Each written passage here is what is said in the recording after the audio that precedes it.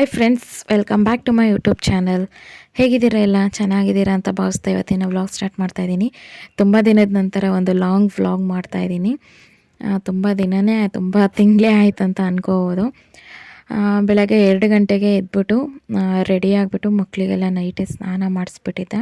ಅಂದರೆ ಬೆಳಗ್ಗೆ ಅಷ್ಟೊತ್ತಿಗೆ ಎದ್ಬಿಟ್ಟು ಸ್ನಾನ ಮಾಡ್ಸೋಕ್ಕಾಗಲ್ಲ, ಅವ್ರಿಗೆ ತುಂಬಾ ಚಳಿ ಇರುತ್ತೆ.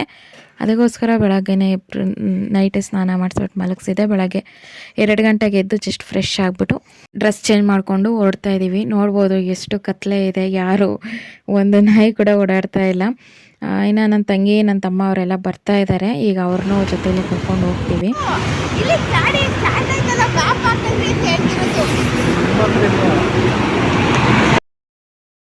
ಅವರು ಬೊಮ್ಮನಹಳ್ಳಿಲಿ ಜಾಯ್ನ್ ಆದರು ನಮ್ಮ ಜೊತೆ. ಈಗ ಜಾಯ್ನ್ ಆಗಿಬಿಟ್ಟು ಆಲ್ರೆಡಿ ನೋಡ್ಬೋದು ಏರ್ಪೋರ್ಟ್ ರೋಡಲ್ಲಿ ಬರ್ತಾ ಇದ್ದೀವಿ. ಎಲ್ಲಿಗೆ ಹೋಗ್ತಾ ಇದ್ದೀವಿ ಅಂತ ಗೊತ್ತಾಗಿರ್ಬೋದು ಅಂತ ಅಂದ್ಕೊತೀನಿ.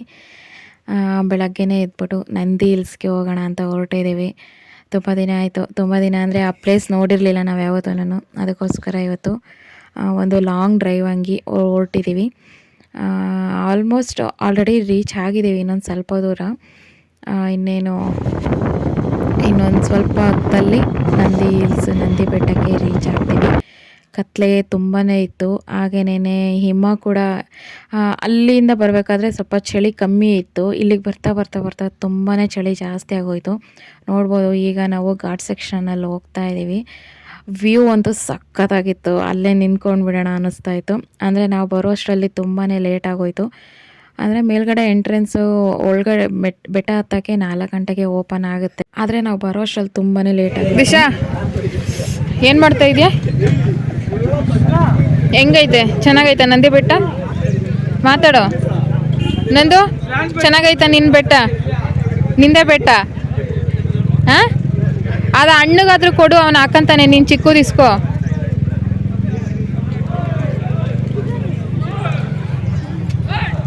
ನಿದ್ದೆ ಬರ್ತೈತಾ? ಹೆಂಗೈತೆ ಬೆಟ್ಟ? ಚೆನ್ನಾಗೈತಾ?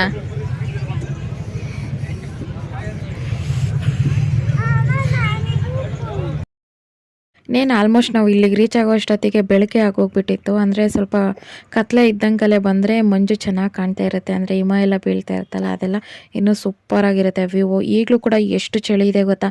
ಇನ್ನೂ ಬೇಗನೆ ಬಂದಿದ್ರೆ ತಡ್ಕೊಳ್ಳೋಕ್ಕೆ ಆಗ್ತಾ ಇರಲಿಲ್ಲ ಅಂದ್ಕೊಳ್ತೀನಿ. ನಮ್ಮ ಮನೆಯವರೆಲ್ಲ ಟಿಕೆಟ್ ತೊಗೊಂಡು ಬರೋಕ್ಕೆ ಹೋಗಿದ್ದಾರೆ. ಓಯ್ ಬಿಸಿ, ನಡಿ ನಡಿ ಬೇಗ ಬೇಗ ಬಾ. ಕಾಲು ಎಡಬಿಡ ಮುಂದೆ ನೋಡ್ಕೊಂಡ್ರಿ.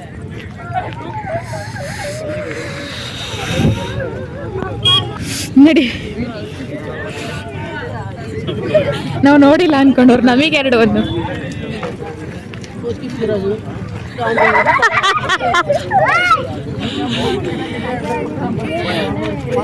ಅಲ್ಲ, ನಮ್ಮನ್ ಬಿಟ್ಟು ಟೀ ಕುಡಿತಿದ್ದೀರಾ?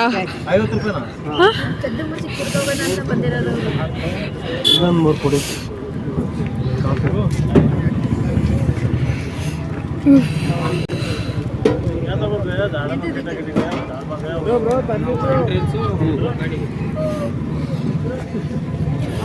ನಡುಕ್ತೈತೆ.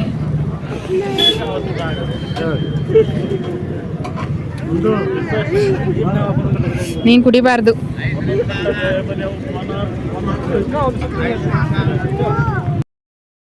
ಗಾಡಿ ಪಾರ್ಕಿಂಗು ಮತ್ತು ಒಬ್ಬರಿಗೆ 20 ರೂಪಾಯಿನ 10 ರೂಪಾಯಿ ಅಂತ ಟಿಕೆಟ್ ತೊಗೊಂಡು ಬಂದರು. ಇವರಿಬ್ಬರು ಬಂದ್ಬಿಟ್ಟು ಅಣ್ಣ ತಮ್ಮ ಏನು ಮಾಡಿದ್ದಾರೆ, ನಮಗೆ ಕಾಣ್ದಂಗೆ ಬಂದ್ಬಿಟ್ಟು ಟೀ ಕುಡಿತಾಯಿದ್ರು. ನಾವು ಆ ಕಡೆಗೆ ನೋಡಿದ್ವಿ, ಟಿಕೆಟ್ ತೊಗೊಂಡು ಯಾವ ಕಡೆಗೆ ಹೋದ್ರು ಅಂತ. ಸರಿ ಅಂತ ಅವ್ರಿಂದನೇ ಬೇಡವಾ?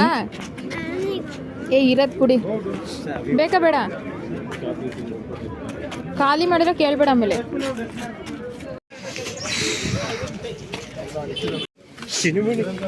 ಅವಳು ಇಸ್ಕೊಳಲ್ಲ ಅಂತ ಇಟ್ಕೊಂಡ್ಲೇನು. ಹಂಗೆ ಚಳಿಗೆ ಎಲ್ಲರೂ ಒಂದೊಂದು ಗ್ಲಾಸ್ ಟೀ ಕುಡ್ಕೊಂಡು ಇನ್ನೇನು ಬೆಟ್ಟ ಹತ್ತೋಣ ಅಂತ ಬಂದಿದ್ದೀವಿ. ಇಲ್ಲೇನೇ ನಾವು ತೊಗೊಂಡಿರೋ ಟಿಕೆಟ್ನ ಚೆಕ್ ಮಾಡಿಬಿಟ್ಟು ಒಳಗಡೆ ಕಳಿಸ್ತಾರೆ. ಈ ಮುಖ್ಯ ದ್ವಾರದಿಂದ ನಾವು ನಂದಿ ಬೆಟ್ಟಕ್ಕೆ ಒಳಗಡೆ ಹೋಗ್ತಾ ಇದ್ದೀವಿ. ಆವಾಗ ಇನ್ನೂ ಫುಲ್ಲು ಬೆಳಗ್ಗೆನೆ ಬಂದಿದ್ದಿದ್ರೆ ಇನ್ನೂ ಚೆನ್ನಾಗಿರೋದು ಅಲ್ಲ?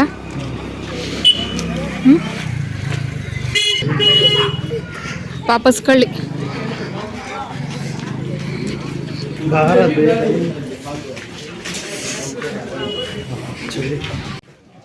ಈಗ ಎಂಟ್ರೆನ್ಸಿಂದ ಒಳಗಡೆ ಹೋದರೆ ಹಿಂಗೇನೇನೆ ಎಲ್ಲ ರೈಟ್ ಸೈಡ್ಗೆ ಬಂದ್ಬಿಟ್ಟು ಸನ್ರೈಸ್ ಪಾಯಿಂಟ್ ಬರುತ್ತೆ. ಇಲ್ಲಿಂದ ಒಂದು ಸ್ವಲ್ಪ ದೂರ ಮೆಟ್ಟಲೆಲ್ಲ ಇರುತ್ತೆ, ಹತ್ಕೊಂಡು ಹೋಗ್ಬೇಕು ಸನ್ರೈಸ್ ಪಾಯಿಂಟ್ಗೆ.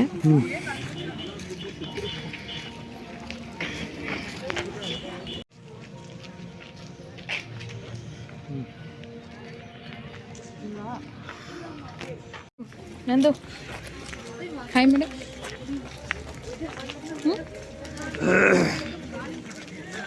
ಚೆನ್ನಾಗೈತೆ ಅಂತ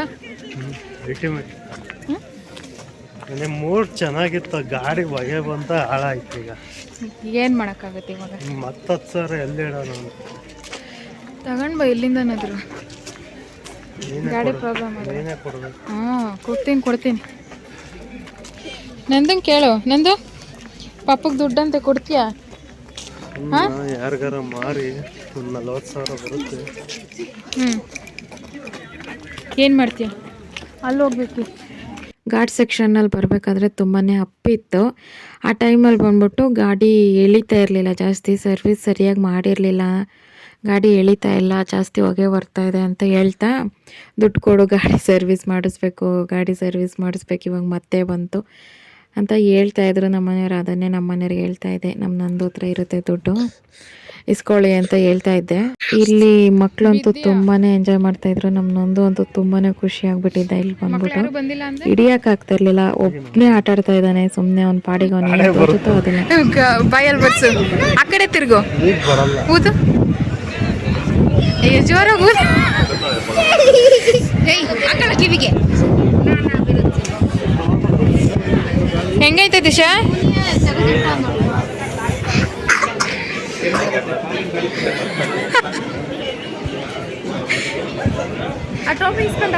ಫುಲ್ ಪ್ಯಾಕಿಂಗ್ ತಗೋ ಬಿಡಕ್ಕೆ.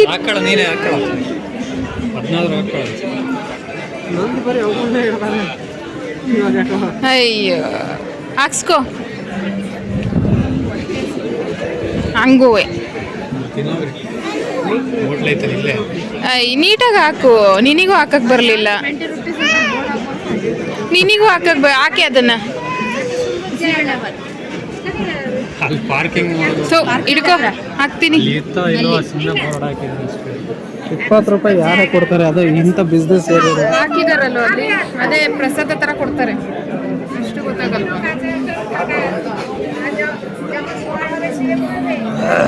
ನೋಡಿ ಈಗ ಹೆಂಗೈತೆ. ನೀನೇನು ಕಾಲ್ ಮಾಡ್ತಾ ಇದೀಯಾ? ಯಾರಿಗೆ ಕಾಲು? ಹಿಂಗೆ ವಿಡಿಯೋ ನಾಚಿಕೆ ಆಗುತ್ತಾ ವಿಡಿಯೋ ಮಾಡಕ್ಕೆ?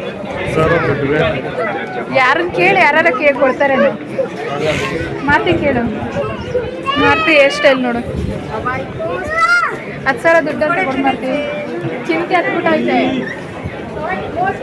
ಹೋಗೋದಂತ ತಲೆ ತಿನ್ನೋದೆ.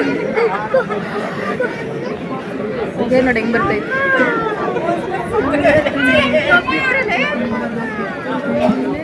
ದಿಶಾ ನೀರು ಯಾರು ಕುಡಿಯಲ್ಲ.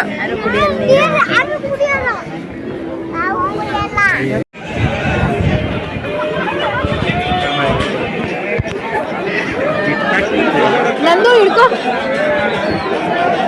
ಹೋಯ್ತು.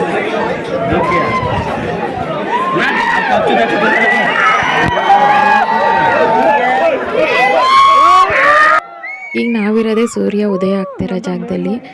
ಈಗ ನೋಡ್ಬೋದು ಜನಗಳೆಲ್ಲ ತುಂಬಾ ಕಿರ್ಚ್ತಾ ಇದ್ದಾರೆ. ಅಂದರೆ ಮೋಡ ಕೂಡ ಮರೆ ಆಗ್ತಾಯಿತ್ತು, ಸ್ವಲ್ಪ ಬರೋದು ಹೋಗೋದಂಗೆ ಆಗ್ತಾಯಿತ್ತು.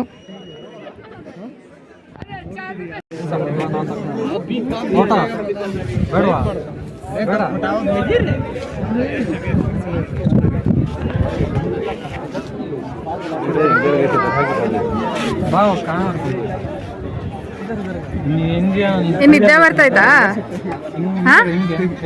ಎಲ್ಲಿ ಬಂದ್ರು ನಿದ್ದೆ ಮಾಡೋದೆ.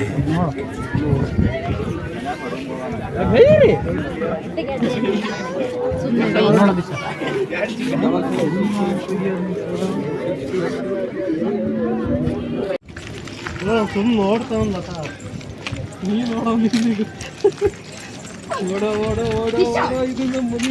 ಯಪ್ಪ ಬಿದ್ರೆ ಅಳ್ಬೇಡ್ರಿ, ಎದ್ದು ಹೋಗ್ರಿ, ಹಂಗೆ ಅಷ್ಟೇ ನಾವು ಕೇಳೋದು, ಇನ್ನೇನು ಕೇಳಲ್ಲ.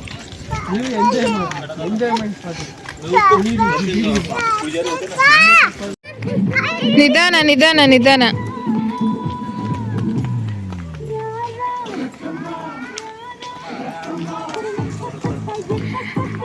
ಇನ್ನು ಅಲ್ಲಂತೂ ತುಂಬಾ ಎಂಜಾಯ್ ಮಾಡ್ಕೊಂಡು ತುಂಬ ಟೈಮ್ ಪಾಸ್ ಮಾಡಿಕೊಂಡು ಇನ್ನೇನು ಹೊರಟಿದ್ದೀವಿ.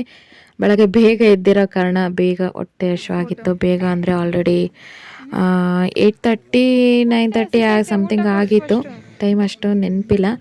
ಸರಿ ಹೋಗೋಣ ಅಂತ ಊಟ ಮಾಡ್ಕೊಂಡು ಏನಾದರೂ ತಿನ್ಕೊಂಡು ಹೋಗೋಣ ಅಂದ್ವಿ. ಬೆಟ್ಟದ ಮೇಲ್ಗಡೆನೇ ಹೋಟೆಲ್ಸ್ ಎಲ್ಲ ಇದೆ. ಒಂದು ಪ್ಲೇಟ್ಗೇನೆ 80 ರುಪೀಸ್ 90 ರುಪೀಸ್ ಕೇಳಿದ್ರು. ಸರಿ ಕೆಳಗಡೆ ಫುಲ್ ಬೆಟ್ಟದ ಕೆಳಗಡೆ ಟೀ ಕುಡಿದ್ವಲ್ಲ, ಅಲ್ಲಿ ಗಾಡಿ ಥರ ಹಾಕ್ಕೊಂಡಿದ್ರು. ಸರಿ ಅಲ್ಲೇನಾದರೂ ಕಮ್ಮಿ ಸಿಗುತ್ತಾ ಅಂತ ಸರಿ ಅಲ್ಲಿಗೆ ಹೋಗೋಣ ಅಂತ ಹೊರಟಿದ್ದೀವಿ. ನಂದನಂತೂ ಹಿಡಿಯೋಕ್ಕಾಗ್ತಾಯಿಲ್ಲ. ಫುಲ್ಲು ಒಂದು ಒಬ್ಬಂದೇ ರಾಜ್ಯಭಾರ ಆಗ್ಬಿಟ್ಟೈತೆ.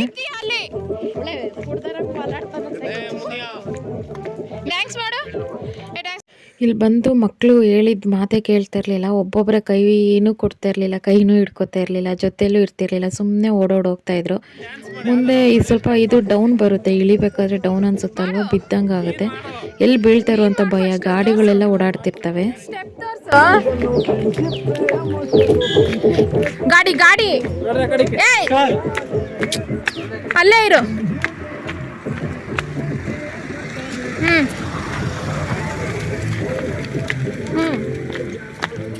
ನಂಡಲ್ಲಿ ಹೊಡಿತೀನಿ.